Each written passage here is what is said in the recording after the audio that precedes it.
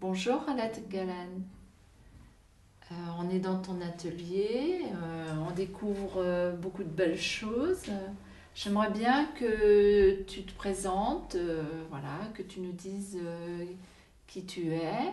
Alors déjà, bon, je me suis posé des questions sur ce joli prénom.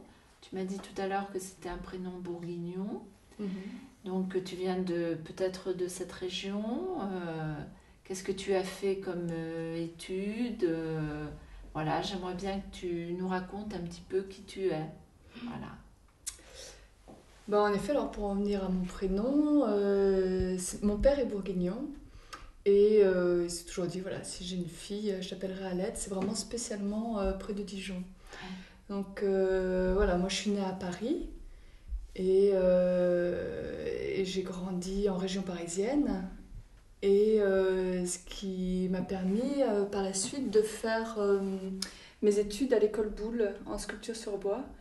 Donc à Paris, Nation, qui est une école d'art appliqué. Ouais.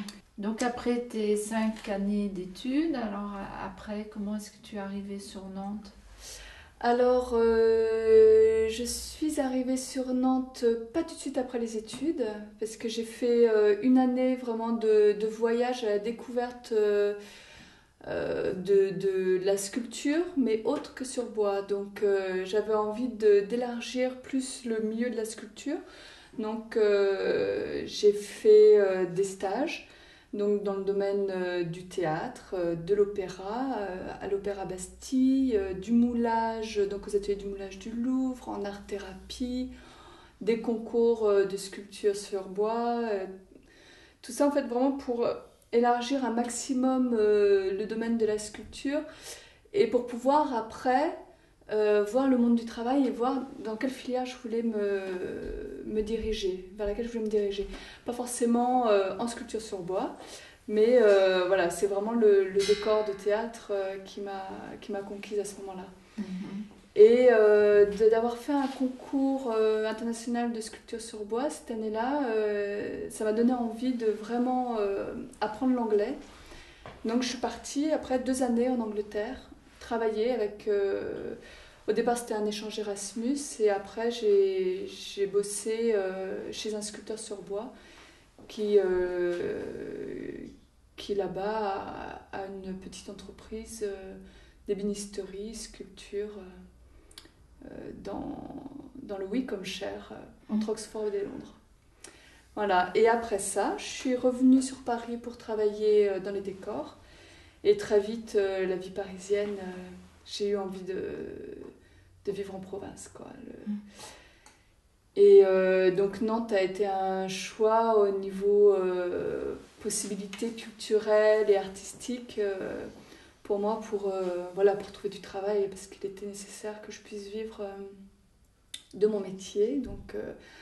Donc voilà, petit à petit, en rencontrant des compagnies, des ateliers de décor, voilà, j'ai fait petit à petit ma place. Donc Et en sculpture et en peinture pour les décors de théâtre. Alors tu travailles pour quelle compagnie sur Nantes? Je travaille pas mal pour le Grand T, donc le théâtre de Nantes. Je travaille pour la compagnie Royale de Luxe, qui est assez renommée. Je fais des interventions dans des écoles maternelles. Je Après, d'autres compagnies, c'est vrai que j'ai travaillé avec d'autres petites compagnies comme Pâques la Lune qui travaillent plus sur des quartiers défavorisés ou des quartiers où ils font des interventions vraiment ouais, dans des quartiers où ils mènent des petits festivals. C'est assez riche, donc j'ai pas mal travaillé à une époque avec eux. Compagnie Skene, qui est musique, théâtre aussi. Donc voilà, beaucoup de compagnies, après ça dépend, avec des scénographes aussi, donc c'est eux qui sont en lien avec les compagnies, puis qui ont un projet de scénographie sur lequel ils me verraient bien réaliser. Et la sculpture, alors donc, vient un petit peu En en complément, voilà. complément. Mm. Voilà, c'est une activité qui te fait plaisir en fait. Mm. c'est ta façon de créer pour toi. Voilà. C'est ça. Après, Enfin, c'est ce que j'ai compris. oui, c'est vrai que c'est... Alors, il y a cette partie sculpture que j'aime bien exploiter dans le sens du mouvement. Ce que je trouve agréable dans cette technique-là, c'est que c'est comme en photographie où on fige un mouvement dans l'espace. Là, je l'arrête aussi avec cette technique-là. On peut imaginer l'histoire qui se passe avant et après. Enfin voilà, dans chaque sculpture, on peut vraiment, on peut s'imaginer en fait, voilà, ce qui l'amène là. C'est un moment figé, un instantané. Est-ce Et qu'il y a un lien entre les sculptures Alors pas forcément. Après, il y a Ouais. des thèmes. Après, elles peuvent l'une à côté de l'autre raconter quelque chose, mais elles sont toutes indépendantes, hein, autonomes. Et mon envie, ça serait de pouvoir les réaliser en grand.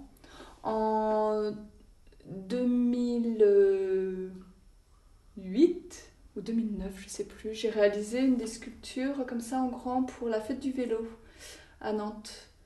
Et c'était Nantes Métropole qui m'avait commandé ça. Donc j'avais fait un cycliste montant sur son vélo avec une belle dynamique dans cette technique-là. Il faisait 2,50 m de haut. Oui, alors tu nous as parlé de ta technique. Alors en fait, c'est du papier, du Voilà, c'est une sorte de plâtre, tissu plâtré avec une ouais, structure de fil de fer. fer, oui. Voilà, de fil de fer. Ouais.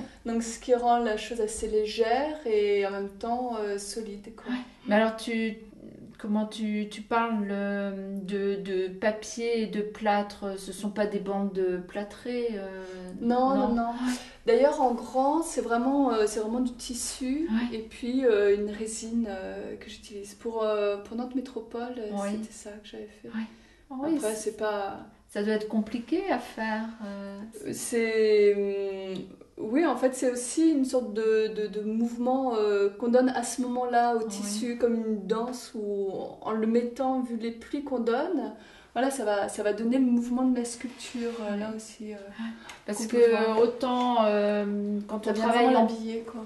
en petit format, bon, on est à peu près sûr d'arriver à ce qu'on veut faire, mais j'imagine qu'en passant sur un énorme format, sur une très grande dimension, ça ne doit pas être rien quand même. Bon, il faut adapter les outils, mais c'est vrai qu'avec le théâtre, j'ai aussi pas mal l'habitude de travailler Oui. en grand format. Donc, des fois, on peut avoir un échantillon comme ça et il faut faire une toile de 250 mètres carrés. Et ben, on va adapter forcément les outils à la technique. Ouais. Et tu travailles toute seule quand c'est comme ça, ou est-ce que tu as Non, de l'aide quand ce sont des grands formats? Oh ben en fait, pour mes sculptures, oui, j'avais travaillé en binôme, entre autres pour réaliser la structure métallique. J'ai un ami sculpteur métal, Ismaël Nunez, avec qui on a réalisé ce projet. Donc lui, il m'a aidé pour toute la structure métallique. Enfin, j'étais plutôt son assistante. Et puis, il m'a aidé quand il a fallu le résiner. C'était plus facile d'un point de vue technique d'être à deux là-dessus. D'accord.